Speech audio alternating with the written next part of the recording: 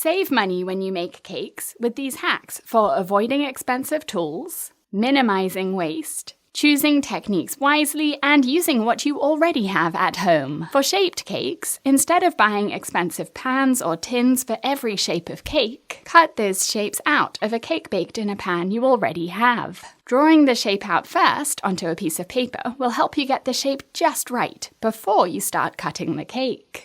Turn sheet cakes into number cakes, or square cakes, round cakes into heart-shaped cakes. And really, you can make any shape you like with the pans you have, plus a serrated knife like a bread knife, and some buttercream to use as glue to attach it all together. The frosting will cover up any seams or joins where you've attached different pieces of cake together, and when you serve it, no one will know about the cake surgery you performed on the inside.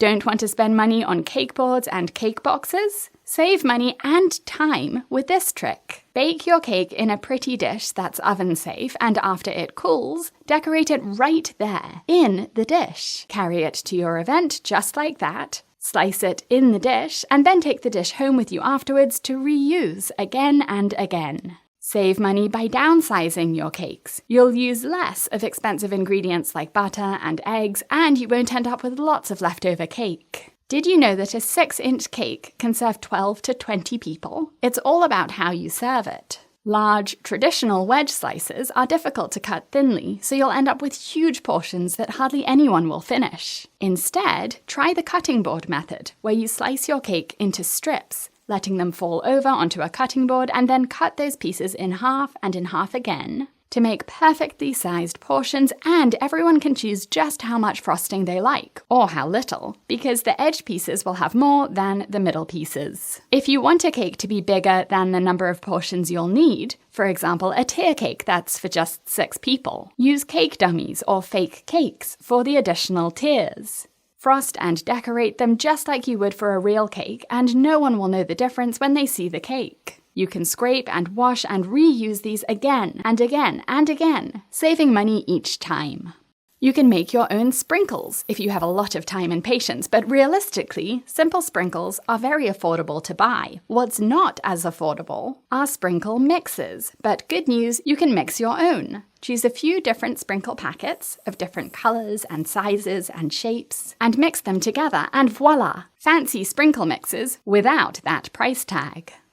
The cheapest tools and materials won't necessarily save you money. For example, a cheap cake comb that gets dinged after a few uses will cause these trails or indents in your frosting, so you'll have to replace it almost as soon as you buy it. A metal cake comb, on the other hand, can last years without a single ding, so you'll really get your money's worth. The same goes for food coloring. Yes, liquid colors from the grocery store or supermarket might be cheaper than gel colors, but they're watered down, so you need to use a lot each time, so you'll use them all up after making 1 or 2 cakes. Gel colors will last you years and years. I haven't bought any colors since I got this set back in 2020. Gel colors are really concentrated, so you don't need much. You can make the same color with half a bottle of liquid or a single drop of gel. But for dark colors like black and red, you'll need a lot more food coloring, so for those, use this hack to save some money. Tint buttercream several shades lighter than you want, making grey instead of black and coral instead of red. Next, microwave the bowl for 5 seconds and the heat will darken the buttercream. Stir it and cover the bowl and put it into the freezer for 5 minutes to bring the buttercream back to room temperature, and the cold will darken it too. Stir it and cover it again and then leave it to rest for an hour or 2, and you'll notice dark grey turn to black and coral turn into a deep, bold red. Look at the difference in the colour between a few hours ago and now.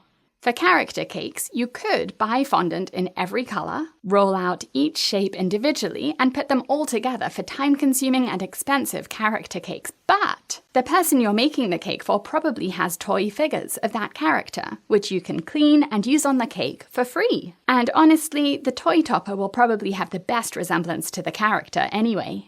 There are endless tools you can buy for cake decorating, but there are also endless substitutes that you already have in your drawers and cabinets. Instead of expensive cake stencils, cut out your own using parchment or wax paper. Instead of piping bags and piping tips for writing or drawing dots and lines, use a sandwich bag, like a Ziploc bag with a corner cut off. Check out my YouTube channel for videos showing you all sorts of alternatives to avoid buying expensive tools. When you're learning how to make cakes, there are so many techniques and tools to try out, and trial and error is an expensive process. Instead, learn all of the techniques you like in concise, informative, clear videos that show you how to use minimal tools to create stunning cakes, sharing shortcuts and all the tips and tricks to decorate cakes like a pro. You'll find these on my cake school on BritishGirlBakes.com, and I'm offering a free 7-day trial of my all-you-can-cake membership so you can try it out risk-free. See you there! Now tell me in the comments which tip will save you money when you're making cakes.